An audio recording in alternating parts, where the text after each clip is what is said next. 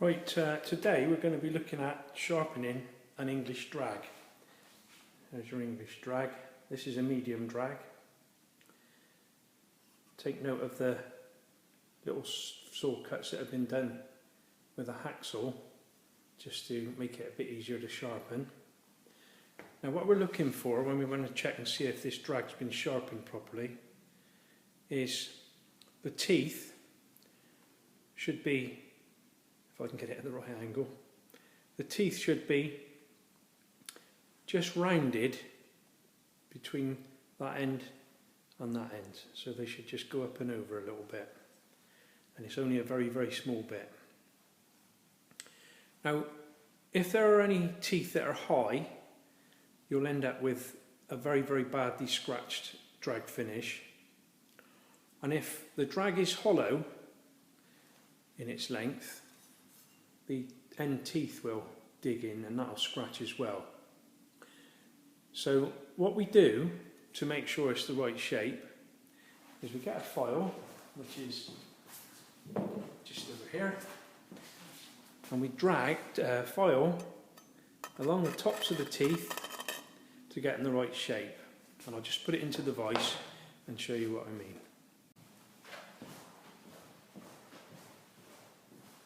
Right, so I've got my drag in the vise now. So what I'm going to do is I'm just going to go over the tops of the teeth with the file to make sure it's the right shape. And remember, it needs to be slightly rounded.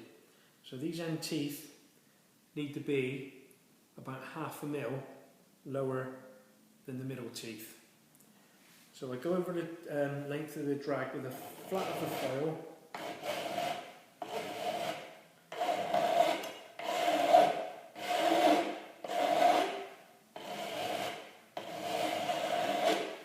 And then I get down and look along the length of the drag to make sure it's the right shape. And that drag's just about the right shape now. So, starting with the end tooth,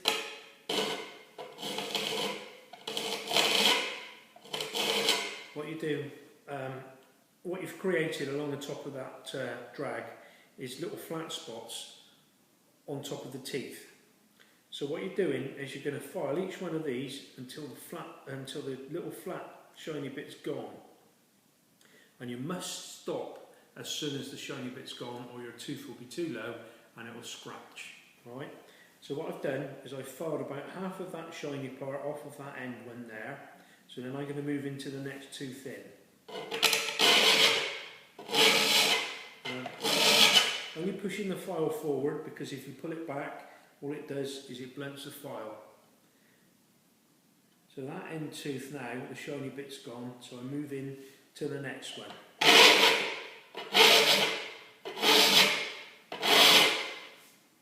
Shiny bit's gone again, so I move to the next one. Gone again, so I move to the next one. And I carry on with that process right the way across the drag until I get to that end, and then I just file the last little bit of the shiny bit off of that end. Okay, so what we can do then, once we've been right across the length of the drag, getting rid of all the shiny bits, we can take it downstairs into the banker's shop and try it on a piece of stone to see if it's going to scratch. It shouldn't, but sometimes you might just miss one of the teeth and you'll find that it's scratching, so then you can come and bring it back to the vise and just finish it off. Okay. Right, so here we are then in the banker shop. Got our nice sharp drag. Just picked a piece of stone up off of the scrap pile. It is of course soft stone or bath stone. You can't use English drags on Portland, of course. So I'm just going to give it a try.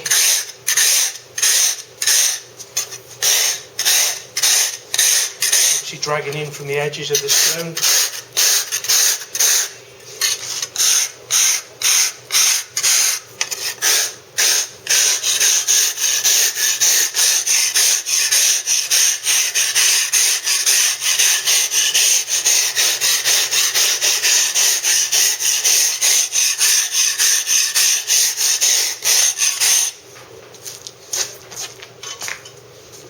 dust so you can see what's going on. And there, got a nicely dragged surface, not quite dragged enough at the ends. The teeth are all working lovely, none of them are scratching. Done nicely.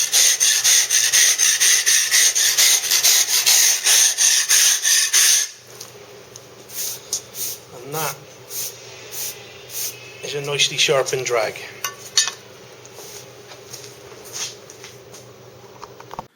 Okay, what I'm going to show you now is 3 examples of hand saws, stonemasonry hand saws. They've been sharpened on a machine by a company that the college sends the saws to and not sharpened well at all. Right? So this one, if you can look along it, I'll try and get it to the right angle for you. Difficult to do when you're looking at the camera.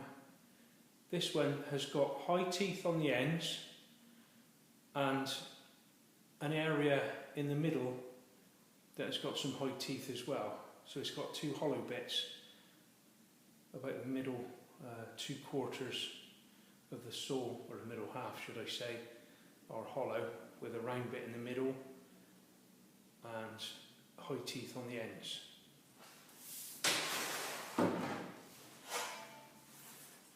This one's exactly the opposite.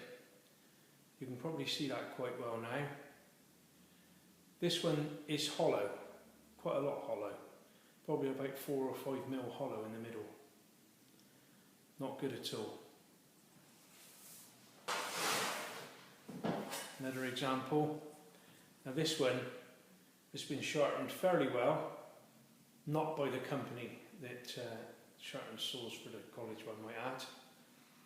And it's been sharpened so that the saw's nice and straight, and when you're cutting into the bottom of a cut for a fillet or a check out of a stone, you can cut right to the bottom of the cut and you'll know that it's straight in the bottom. Alright. Now the way to get that straight is exactly the same as we did with the drags. Right, so you put it in a vise, get your file, and you file along the tops of the teeth until it's straight and you've got your little shiny bits on there. Exactly the same process. You file each tooth until the shiny bit's gone, and then hopefully you'll end up with a nice sharp straight saw. Right, so that's how to look after your saw. Right, don't just think that you'll get away with not rubbing the file along the top and just filing through and getting the teeth sharp again, because what will happen is the saw will go out of shape, exactly the same as those other 2 I showed you earlier on. Chances are it will probably go hollow. And a saw with teeth that are hollow or really round are no good to anybody. They won't cut straight. All right.